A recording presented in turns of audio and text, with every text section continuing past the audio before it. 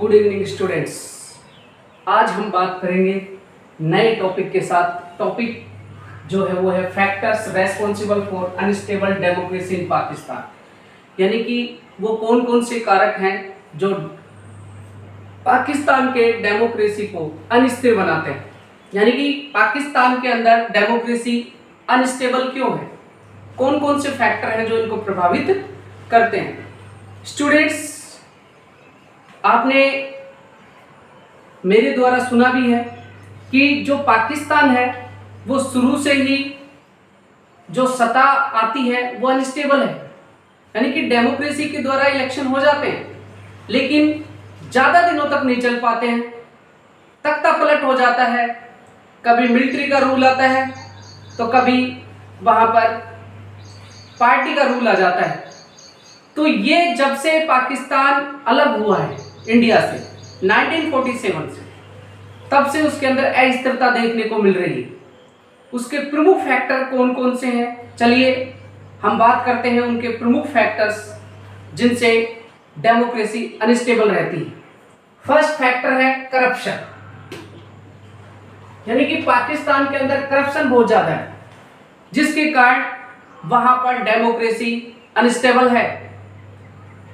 Corruption होने से वहाँ पर जो शासन बनता है, जो लोकतंत्र के अंदर नेता जीत कर आते हैं, लीडर जीत कर आते हैं और वो करप्टेड हो जाते हैं, जिससे पीपल जो वहाँ की प्रजा है वो नहीं चाहती कि वो सत्ता में रहे, और जो मिलिट्री है वो उनको कंट्रोल कर देती है और लोगों को भड़काती है, जिसके कारण सत्ता गिर जाती है और मिलिट्री का शासन आ जाता है। हमने लास्ट वीडियो में भी बात की कि किस प्रकार से वहाँ के जो मिलिट्री के गवर्नर जनरल है वो प्रेसिडेंट बनकर सत्ता को चलाते हैं, रूल्स करते हैं। सेकंड पॉइंट है social democracy of military, clergy of land ऑनिंग aristocracy, यानी कि अगर हम बात करें कि जो डोमिनेंस है वहाँ पर एक डोमिनेंस है जिनके पास जमीन है, यानी कि जो जमीन के मालिक हैं उनका, प्लस में वहाँ के जो मिलिट्री के क्लर्जी हैं उनका डोमिनेंस है।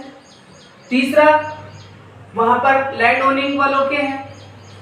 तो ये जितने मैं आपको बता रहा हूँ, राजशाही हो, चाहे वो मिलिट्री का हो, चाहे वो जिनके पास लैंड ज़्यादा हो उनका हो, ये पूरे के पूरे पाकिस्तान को अपने हैंडओवर करके रखते हैं, जिससे वहाँ पर डेमोक्रेसी स्टेबल नहीं हो पा रही। नेक्स्ट है ग्लोबल इस्लामिक टेरर।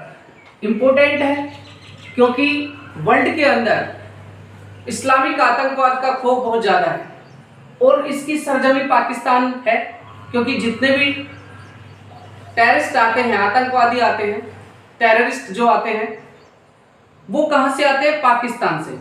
चाहे आप कितने भी बड़ा ग्रुप देख लो, कितना भी बड़ा आतंकवादी संगठन देख लो, वो सभी पाकिस्तान की सरजमी से ताल्लुक रखते हैं, जिसके कारण वहाँ पर गवर्नमेंट स्टेबल नहीं हो पा रही है। गवर्नमेंट चाहती है डेवलप करना, लेकिन वो बीच में कुछ ना कुछ एक्टिविटी कर गवर्नमेंट को अनस्टेबल बना देते हैं और सत्ता गिरा देते हैं। नेक्स्ट है lack of genuine international support of democracy, यानी कि इंटरनेशनल के जितना भी इंटरनेशनल संगठन है या फिर हम कहेंगे और जो कंट्री हैं वो सपोर्ट नहीं करती है कि वहाँ पर डेमोक्रेसी अच्छे से वर्क कर पाए।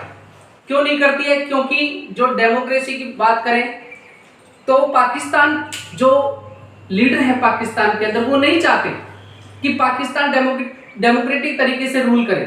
वहाँ के जो भी क्लर्जी है, पादरी हैं, मिलिट्री है, वो नहीं चाहते कि यहाँ पर स्टेबल गवर्नमेंट बने, क्योंकि अगर स्टेबल गवर्नमेंट बन जाएगी तो वो सत्ता में कैसे आएंगे, जिसके कारण दूसरे देश भी उनसे हेल्प करने के लिए दूर रहते हैं। क्यों रहते हैं? क्योंकि एक तो आतंकवाद को बढ़ावा देते हैं, आतंकवाद का खात्मा नहीं करते हैं, आतंकवाद को हटाते नहीं हैं, डेवलपमेंट अच्छे से नहीं हो पाता है, वर्ल्ड बैंक से पैसा आता है वो आतंकवाद की एक्टिविटी में लगा दिया जाता है, जिसके कारण वहां पर डेमोक्रेसी स्टेबल नहीं हो पा रही।